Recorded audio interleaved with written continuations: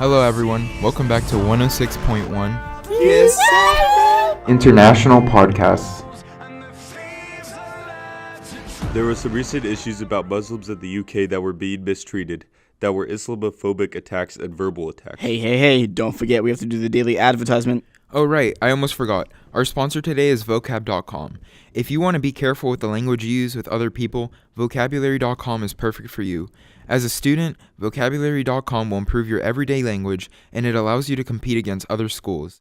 There's been a recent update that allows you to compete against all your classmates and yell all the wrong answers to them all at the same time. This feature is called Vocab Jam. I've used vocabulary.com in my daily life and it has helped me become a better writer, and the best part is it's totally free.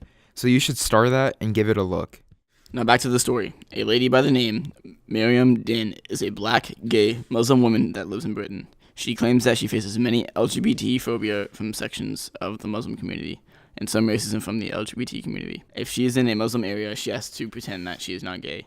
And in an LGBT area, she has to pretend she is a Muslim. She also claimed that she had an encounter as she was at a university preparing to leave the club. There was a white man that yelled a racist comment at her. However, she wasn't sure if she heard him right, so she decided not to react. However, her white friend heard him and decided to go to the man and confront him.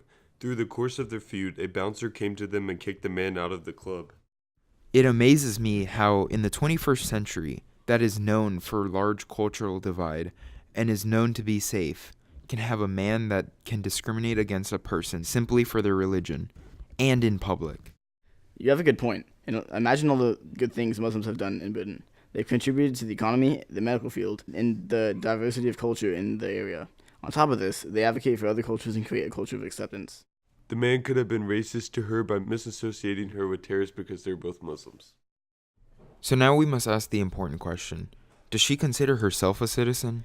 Because to me, she is a citizen, since she believes in many Western values such as freedom of speech, freedom to live how she wishes, and being free to create her own moral values. However, other people might not see this good in her. She was also born and raised in Britain, and this would further classify her to be a citizen. Well, this is all true, but with new coverage, it is not surprising that events such as these are taking place. Not that I agree with the actions that were taken by this man, but with the toll this news is taking, it would be hard to change a culture that believes that radical Muslims are associated with peaceful Muslims. Our second sponsor is Instagram.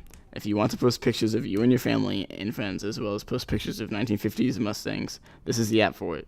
With this app, you can show all your friends your daily life, as well as save the environment with your slow eco-boosting Kias. The best part is that it's free and it's open to everyone. Going along with that idea, most news on Islam is from actions taken by radical Muslims, and actions from peaceful Muslims are rarely ever covered. For example, in Somalia, there was a girl by the name of Asha Dulo, of 13 years old, was brutally raped and beaten by 3 men and went to the authorities to seek help. A few days later, they told her to come back and they convicted her of adultery and they sentenced her to death by stoning. The authorities say she was guilty of her crimes under Sharia law. The side we see is the radical side with the Sharia law and not the side of the girl who we should be looking at. It's true that most of the time the story is one-sided. With all that's happening, there must be a way to solve this sort of evil wickedness, right? I think the best way to combat this issue is by spreading awareness for all the good Muslims, and to negate the idea of all Muslims are the same, and commit to the ideologies of Western cultures. We can do this by being as open-minded as we are said to be, and being able to choose your own beliefs. It is okay to express your opinion, but people should not have the right to harm others on their beliefs. Small situations like what happened to Miriam should obviously not be happening. It's hard to imagine walking around and having people say such comments.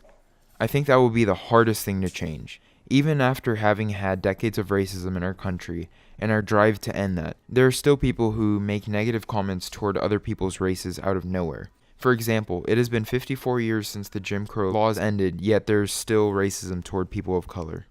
The story from Somalia was horrible, but the news reports about this event created a false view of peaceful Muslims in places such as the UK. As a result of this, it created people like the man who was racist to Miriam. Overall, the story of Miriam was a horrible event that should have never taken place.